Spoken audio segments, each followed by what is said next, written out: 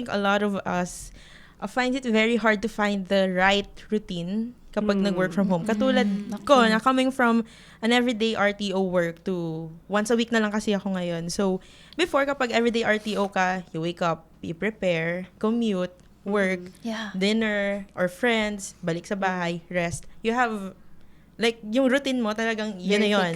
Very fixed.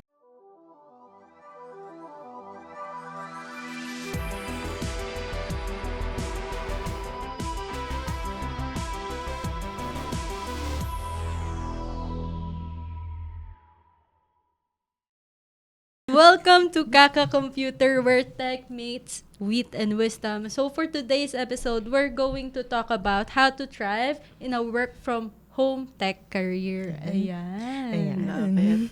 Alright. Okay, so kayo naman guys, since students, nag-async classes kayo, diba? Yes po. Tapos nag-internship din kayo.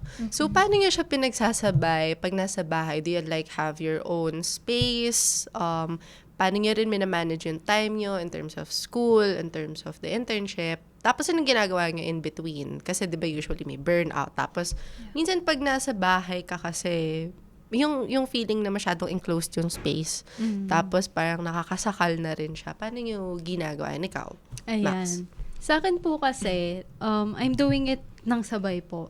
Actually, meron pong mga times na, for example, asynchronous. So, magbibigay lang po sila ng schoolwork. Then, yung schoolwork ko po, I'm measuring if kailan po yung deadlines and everything. Tapos, I'll do it 1 week before the deadline.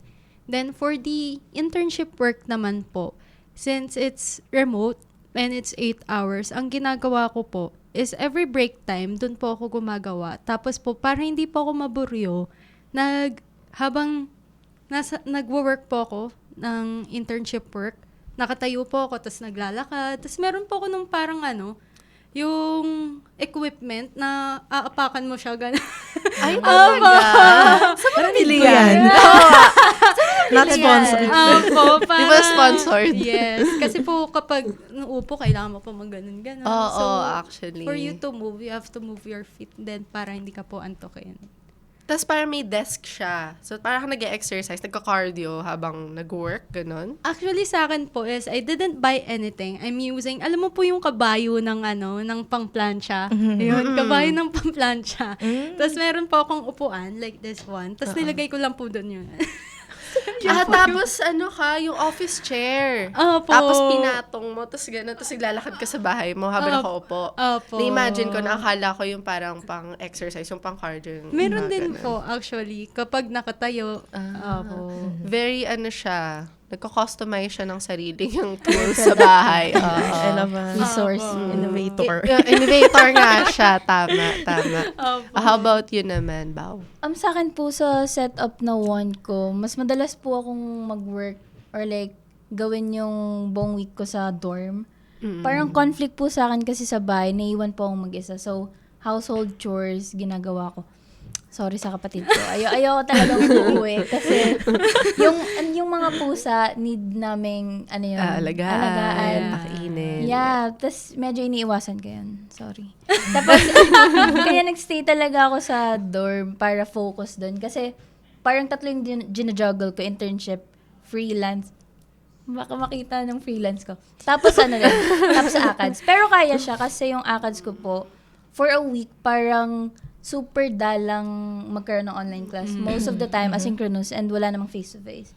Kaya, parang more time talaga ako sa freelance ko and sa internship. And then yung freelance ko, parang gumagalaw lang po ako kapag may specific task.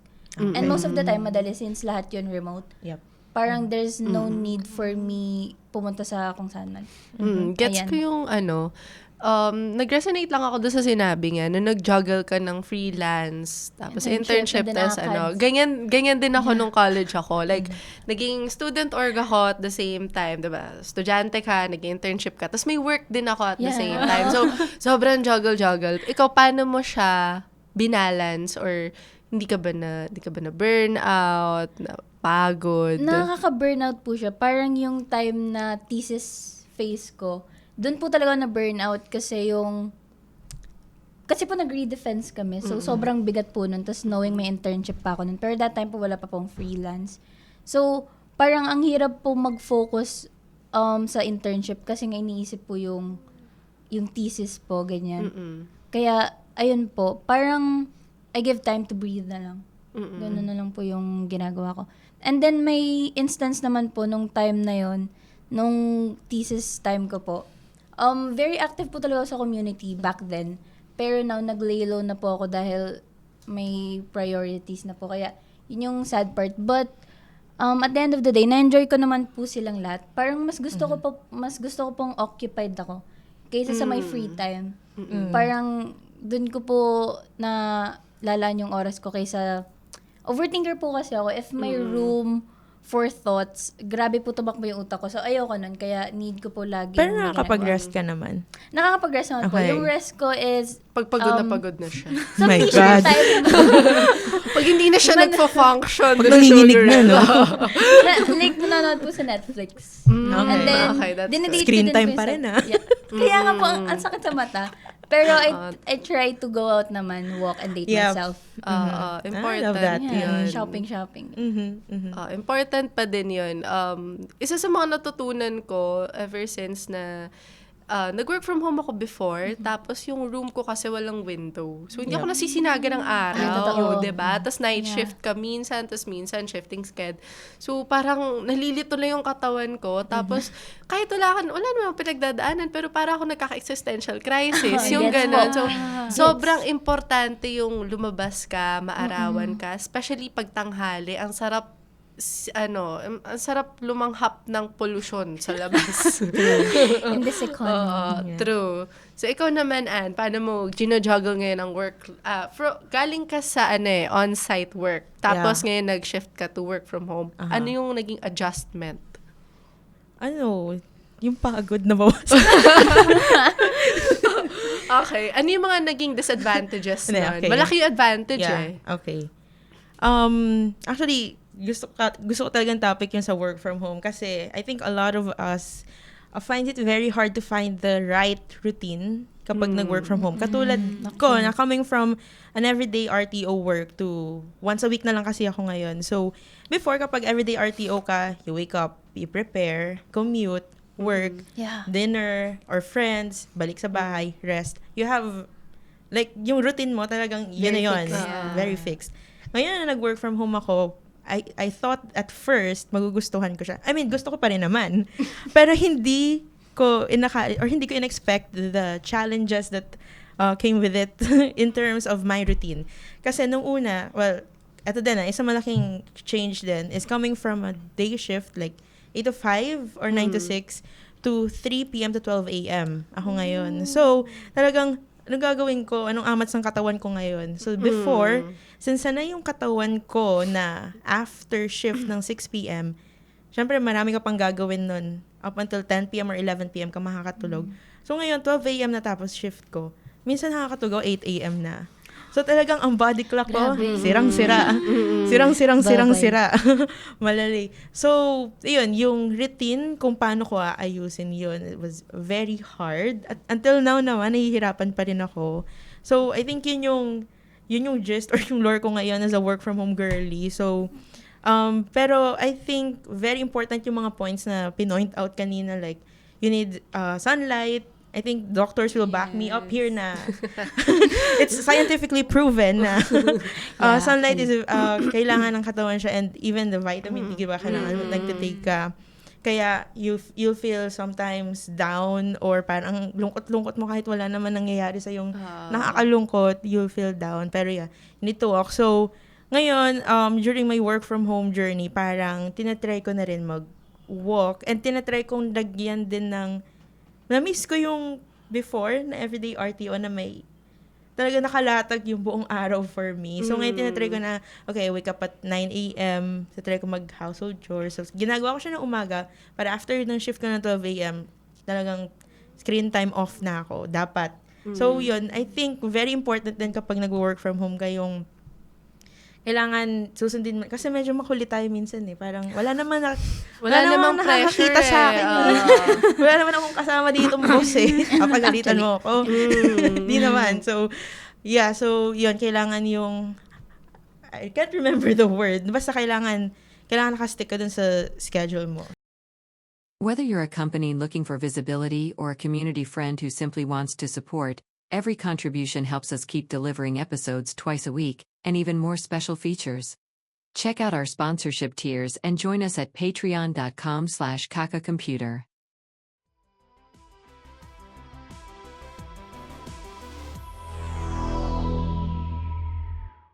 I think kasi, 'di ba, coming from someone din na galing sa everyday RTO, tulad na nasabi mo, nakalatag na siya. Nakalatag na yung plan mo for the day. Tapos, hindi mo siya pwedeng itsapwerahin kasi merong boss na breathing down your neck. Parang sabi, ba't hindi mo natapos to? Ganyan. Asan yung ganito? Ganyan. So, parang, siya, may pressure na dun sa nakalatag na, urgent task mo for the day. Whereas, pag naka-work from home ka, marami kang free time eh. Tapos walang nami-pressure sa'yo. So, ikaw bahala kung kailan mo siya gagawin. Gagawin mo yung work mo. And then after that, ano nang gagawin ko? Anong amats ng katawan ko? Yung fact na walang nanonood sa'yo sa walang bumonitor. it's a double-edged sword. It's either sobrang productive mo or wala nanonood sa akin. Bukas na lang to. Masyadong complacent. Mag-scroll na lang sa Instagram. Doom scroll na lang ako. So, yeah, how do we break that? I think yun yung gusto kong parang pag-usapan na how do we break that yung parang kasi I think nagdo-domino effect from that na too much freedom tapos nawawalan ka na ng schedule sa isang araw tapos parang magdo-domino siya sa magiging unproductive na tapos i-curse mo yung sarili mo sobrang unproductive ko. Binukas ko na lang ng binukas. So nababurn out ka because of that thought how do you stop the spiral? Kayo may ginagawa na ba kayo ngayong step para to minimize that? I think fixed routine and discipline talaga. Yeah, discipline hinahanap kong word. Thank you. Discipline lang ata talaga. Yeah. Sabihin mo sa sarili mo, no, kailangan mo ito matapos. Ganun lang pala yun. I think reward system. Pero mahirap siya. Ang daling Reward sabihin, system. pero mahirap gawin eh. Ay, pero totoo yun. Kaya reward system. Di ka kakain. Di mo ginagawa. Hindi ko to deserve. Ginagawa. Pero don't be too kaya. harsh. Actually. Hindi ko kaya yan. Yung may reward system. Kasi parang kahit may reward system, hindi, ako to eh. Bakit hindi ko gagawin? Ako po nauuna yung reward system. Yung reward ko. Tama bago ko naman. gawin. Tapos di ko nagagawin. Tapos may reward ulit sa dulo. Parang sinandwich method mo siya. May reward to yung gagawin. Tapos Reward ulit sa dulo. Pero yun pag naka-work from home ka, yun pag may too much freedom ka, yung screen time talaga, yun isa nagiging concern ko ngayon. Especially TikTok. Ay, actually Sobrang po. niya. Uninstall nyo na yun. Oo, sa mga naging ka-strict ko before, I'm so sorry. It's for my own sake. Na na talaga. Alam mo yung para siyang pagkabukas mo ng phone mo, matik, for some reason, matik yan, TikTok agad yung kiniklik ko. O di kaya pag-open ko ng Instagram, Reels. Ganun na siya. Wow. I'm so sorry. Pero nagiging habit ko siya ngayon na kahit nag-work, background noise ko TikTok. Tapos hindi siya okay sa brain kasi yung sounds, yung videos, tapos ilang Buong minutes. araw na ganun lang. Stimulating. Oo, hindi siya Tapos yung vocabulary ko, napapansin ko bumababa. Yung brain rot talaga, totoo siya. Totoo po yan. Kaya, Totoo. minsan pag nasa cafe, onting TikTok lang ako, tapos pagpagalitan ko na yung sarili ko, tama na. Magbasa ka na. Nagbabasa na ako. Coffee shop na siya. Tapos nagbabasa na. I think kaya it's a good thing ngayon na if yung mga journal community bumabalik na ulit, yung mga journaling Dump journals. junk journals, may dump journals din, gratitude journals, and yung running communities din, parang yung dalawang yon tinatry kong ipag-combine sa isang araw para lang ma-lessen yung screen time. So for example, before I sleep, TikTok talaga doom scroll. So ngayon, I try to journal na lang. Like junk journal. Yun. Tapos, paghapon, eto sana di makita na employer ko. Joke lang. Pero, may break time naman, di ba? 1 hour. Yung 1 hour na yun, minsan, lumalabas ako to walk. Yeah. Para lang makakita ko ng, ay, may tao palang totoo.